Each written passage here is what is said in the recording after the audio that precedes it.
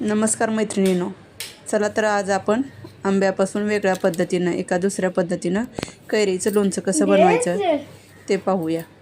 सुरुवातीला आपण 2 कैऱ्या घेतलेल्या आहेत, त्या स्वच्छ धुवून घेतलेल्या आहेत आणि कोरड्या करून त्याच्यावरची आपण आता त्याची साल काढून घेऊया।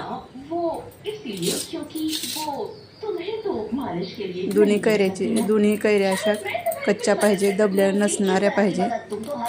दबलेल्या कैऱ्या लवकर खराब होतात, त्याचं लोणचं जास्त दिवस टिकत नाही। त्यामुळे कैऱ्या घेताना स्वच्छ धुवून आणि घेतानाही तपासून घ्या की न दबणारे आहेत, चांगल्या निब्बर आहेत। अशा प्रकारे दोन्ही कैऱ्याची आपण साल काढून घेतलेली आहे। छान प्रकारे साल काढून घ्या। त्याचे म्हणजे बुड दांड्याखाला भाग आहे जो काळा झालेला थोडासा, तोही देठे काढून कट करून घ्या। छान प्रकारे त्याचे छोटे छोटे तुकडे करून घ्या। ओबडधोबड केले तरी चालतात, का तर ते आपण मिक्सरमधून बारीक करून घेणार आहेत। आता बघा, मी अशा प्रकारे कट करून घेते। त्याच्या आतमधले कोय पूर्णपणे काढून टाका। त्याची साल का काढायची, का तर त्याचा कडवटपणा किंवा तुरटपणा आपल्या लोणच्यामध्ये येऊ नये, यासाठी त्याची साल काढायची। आणि कोयही का पूर्ण काढून घ्या। कोयीच्या आतल्या बाजूने जो निब्बर कोय तयार झालेली असते, निब्बर भाग तोही कट करून घ्या, काढून घ्या आणि त्याचे लहान लहान काप करून घ्या। मी पण दोन्ही आंब्याचे चांगले काप छोटे छोटे करून घेते आणि ते आपण आता मिक्सरमधून बारीक करून घेऊया।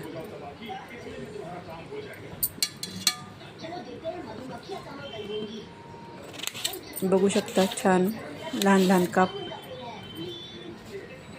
आपल्याला पाहिजे तशा आकाराचे आपण करून घेऊ शकतो।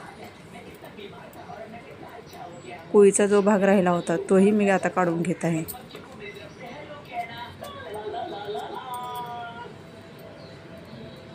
हे कोळीचं लोणचं, हे आंब्याचं लोणचं खूप छान होतं। आता आपण मिक्सरमधून बारीक करून घेऊ। हे लोणचं लहान मुलंही आनंदाने खाऊ शकतात, खातात। ब्रेडला जाम सारखं लावून आपण बाहेरून विकत घेण्यापेक्षा वेगळ्या मोसमातले वेगळे पदार्थ आपण मुलांना अशा प्रकारे खाऊ घालू शकता। जाम जेवणाबरोबर जर हे लोणचं घेतलं तर आपण 1-2 चपात्या नक्कीच जास्त खाऊ। आता आपण गॅस चालू करून घेऊया आणि त्याच्यावरती कढई ठेवून घेऊया।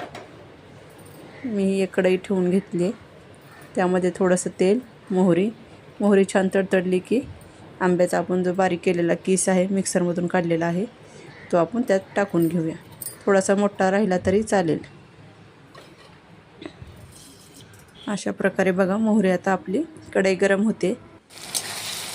मोहरी तडतडली की त्यामध्ये आपण आंब्याचा किस टाकून घेतलेला आहे। सुरुवातीला बघा आंब्याचा कलर कसा हिरवागार आहे, थोड्या वेळानंतर त्याचा कलर बदलतो थोडासा कलर बदलला ना, त्यामध्ये आपण आवडीनुसार आपल्या गूळ घालू शकतो, साखर घालू शकतो। त्याप्रमाणे मी थोडासा गूळ आणि थोडीशी साखर मिक्स केलेली आहे आणि छान परतून घेतलेला आहे। बघा, आपल्या आंब्याचा ह्याचा कलर बदलतोय।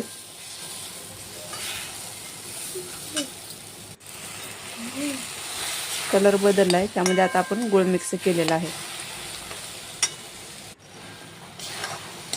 गूळही चांगला वितळलेला आहे।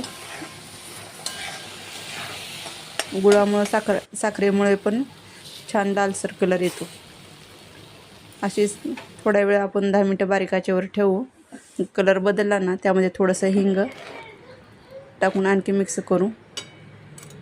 थोडंसं हाताला बघायचं, असं एक तार येते का, एक तार येत असेल त्यावेळेस गॅस बंद करायचा आणि थोडंसं थंड झालं ना, 1-2 वाफ गेल्या ना, मग त्यामध्ये आपण लाल तिखट टाकून घेऊन मिक्स करून ठेवू आणि थंड झालं ना आपल्या भरणीमध्ये भरून ठेवू शकता। अशा प्रकारे आपण हे कैरीचं लोणचं तयार केलेलं आहे। तुम्हाला कसं वाटलं? रेसिपी आवडली का? आवडली असल्यास लाईक करा, शेअर करा, सबस्क्राईब करा। आणि तुमचं प्रेम असंच भरभरून राहू द्या. तयार झाल्यावर का अशा प्रकारे दिसतंय पूर्ण. मुलांना समजणारही नाही की हे कैरीचं लोणचं आहे. चिंचगोळीसारखं असं तयार होतं. आपण लिंबाचं बनवतो ना, तसं लिंबाच्या क्रशसारखं आंब्याच्या क्रशचं आपण बनवू शकता. एकदम सुंदर छान होतं. बघितल्यानंतरच खावं असं वाटतं.